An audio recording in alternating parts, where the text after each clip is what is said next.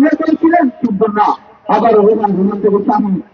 থেকে আবারও দেখা যাচ্ছে কুসুম, কিন্তু না, কুসুমের পায়ে লাগে পাঁচের কেন দিয়ে মাঠের বাইরে স্ট্রিম লাভ করলো জিলানি এন্টারপ্রাইজ। সেই অভিজ্ঞ প্লেয়ার সাইকেল থেকে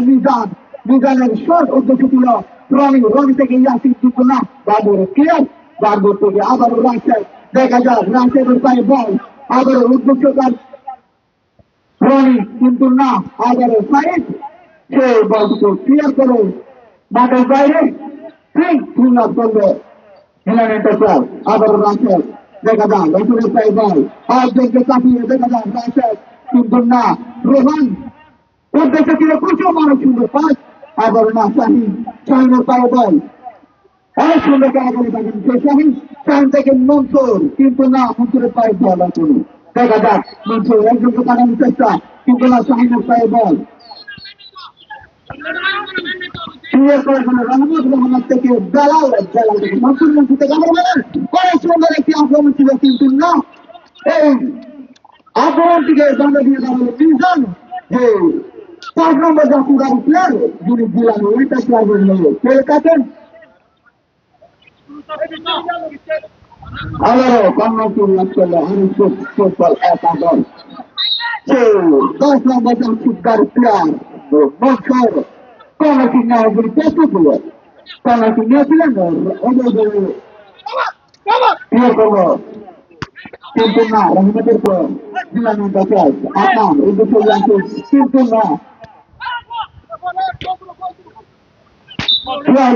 নির্দেশ উদ্দেশ্য ছিল মনসুর, কিন্তু সবকিছু দুর্বল শট সরাসরি দুর্বলের বিশুদ্ধ গ্রাফের রোহানি একজনকে কাটিয়ে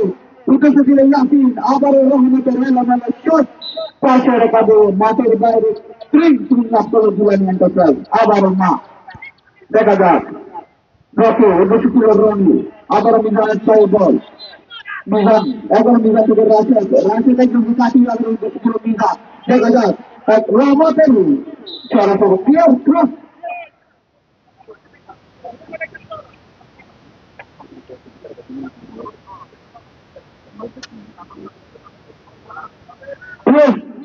লাভ করলো লম্বা ফ্লোর। আবারও দেখা যাক অবৈধভাবে ভাবে যাওয়ার জন্য ট্রেকিং নেওয়ার জন্য প্রস্তুত বাদর, লম্বা করে